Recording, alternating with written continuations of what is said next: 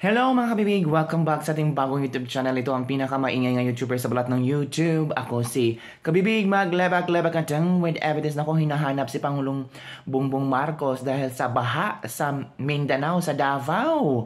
Ay, naku mga kabibig, kaya nga may nakitang pictures ng ating mga kababayan na si Pangulong Bongbong Marcos ay nakiparty at umate ng wedding. Tapos naisip ng mga tao, nasaang party ba ang Pangulo? Bakit hindi siya nagpatawag ng meeting para humingi ng impormasyon kung ano ang nangyari sa Davao? Kung ano bang pwede pang maitulong ng Pangulo natin, ng gobyerno natin sa mga tao sa Davao. Kaya ang iba ay nataranta. Bakit ganito ang ginawa ng ating Pangulo? Maraming namatay sa Davao, maraming nabahaan, maraming walang bahay. Pero siya nagpa-party-party. Diba? Parang it's quite different. It's quite parang iba. Kahit sabihin natin na may dumating na tulong na doon from the government. Pero parang iba kasi basta hindi ko ma-explain mga kabib. Parang grabe naman yung mga sambayan ng Pilipino bumoto sa'yo, nahihirapan ngayon. Kailangan ba talagang ipakita mo na parang okay ka lang dyan? Nagparty-party ka? Di ba? Which is very parang iba. Yung parang walang, ang tawag dito, parang walang respeto. Sabi ng iba, bangag nga kabibig, kaya ganyan. Huwag kayong ganun ha. Hindi pa nga sinabi niyang bangag siya. Eto maraming pictures. Di ba? Tama nga si Baste sa kanyang sinabi na resign Pangulong Bongbong Marcos. Ito pa. Lasal Green Hills 2024 homecoming. Inibitahan si Pangulong Bongbong Marcos. Sabi dito na, di ba after reunion, abay dinala pa sa Malacanang mga kabatchmate. Hala? So after reunion nila, dinala pa daw ito mga kabatchmate ni Pangulong Bongbong Marcos sa Malacanang at ipinagtuloy ang kanilang party. Alam mga kabibig. Habang nagugunaw ang Davao after ng party ng Lasal, pinasundo niya buong batch papuntang palasyo. Sabi ni Adrian Pascual. Hala, my God. Ganito na ba? Hala, uy, Ginoo ko. Naunsa na ni.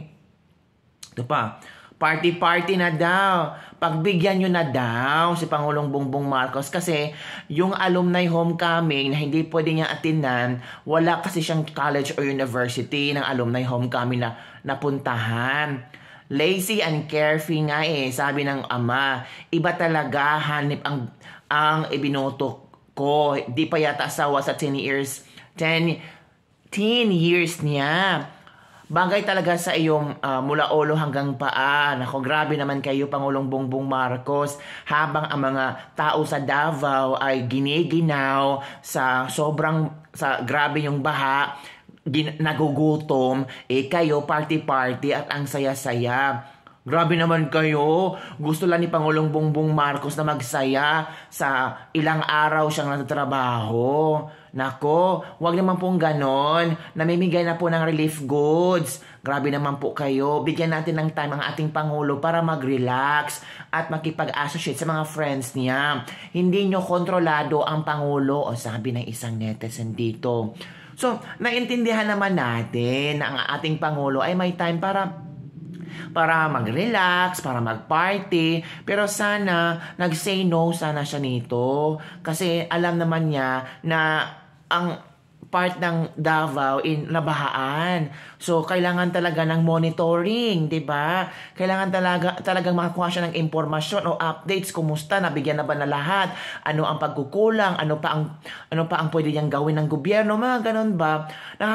Nakakabastos naman for example, ng taga Davao, makikita nila na naghihirap sila, tapos makikita na ang Pangulo, ganito, ano bang klase Pangulo yan? Ay, kami nahihirap, nagugutom dito, tapos siya na party-party. Mga ganun lang ba? Yung mga ganun yung speculations ng mga tao ngayon. So sana, kung hindi talaga makontrol ni Pangulong Bongbong Marcos, oo nga, pwede siya mag-attend, pero hindi naman, dito ako na-shock na nag-after party pa sila sa Lasal. Na pinasundo pa niya ang buong batch papuntang palasyo. I don't know kung totoo ba ito, Pero chika-chika yan. Ako mga kabibig, iba ha. Iba si Pangulong Bongbong Marcos kung totoo ito. Dapat sana nagpatawag na siya ng meeting. Emergency meeting kung kumusta na ang Davao. Dapat sana nagpa-presko na siya para i-update ang mga mamamayan kung ano ang pwedeng maitulong natin sa Davao. Parang yatang walang pakialam. Hindi ka bibig, may pakialam. Pumunta na si House Speaker Martin Romualdez na mahagi na ng relief goods. Kulang pa ba yun? Oy, ang daming tao kaya sa Davao. Hindi lang Davao City, kundi malawak ang Mindanao na napinsala ng baha, mga kabibig. Ay, nako. Pasarap ka lang ang buhay, ang alang gawin mo. Kahit lubog na sa baha ang mga ilang parte ng Mindanao, wala siyang pakialam. Hindi lang kasi mag-resign, wala ka talagang pakialam Pangulong Bongbong Marcos. O yan ang sabi ng ilang mga netizen ha. So ano ang iyong komento tungkol dito mga kabibig na tila iba na ang mga pakiramdam. Lalo na, ang Mindanao 70% ang bumuto kay Pangulong Bongbong Marcos doon. So sana nasuklian niya yung mga taong bumuto niya doon na at least maramdaman ng mga taga Mindanao na concern pa ang Pangulo sa kanila. I remember yung sa Marawi, diba, yung earthquake sa Mindanao. Ngayon, baha na talaga. So, 3 beses na binigay. Na, hindi ibig sabihin binigay, kundi pinaramdam ni Pangulong Bongbong Marcos na ang Mindanao ay nangangailangan sa kanila.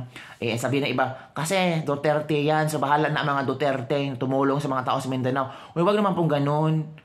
Kababayan natin yan. Di ba gusto nilang mag-Republic of Mindanao o hayaan ang Duterte tumulong sa kanila. Republic of Mindanao. Sinabi lang yun ni Pangulong ni Duterte na triggered agad kayo. Do you think na magagawa yan niya? Ay nako, pinagalit lang kayo ng Duterte. Oo. At ang dami talagang nag-react mga kabibig. No? Ang daming, anong tawag dito? Agad-agad sinakyan yung sinabi ni Duterte.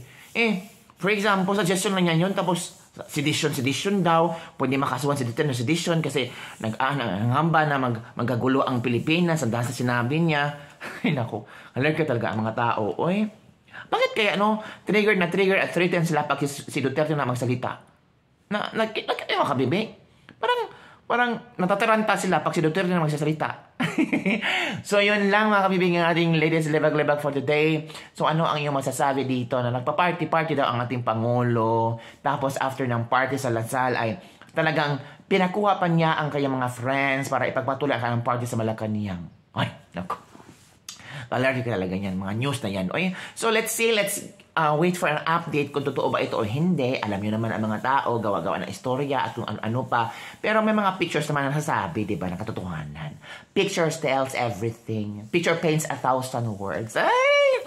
Yun lang, kabibig ang ating ladies and gentlemen for the day. Don't forget to like, subscribe, and share this video. Shout out sa lahat ng mga OFW dyan. Sige ha, work na, lunis na. Okay, bye everyone. See you next time.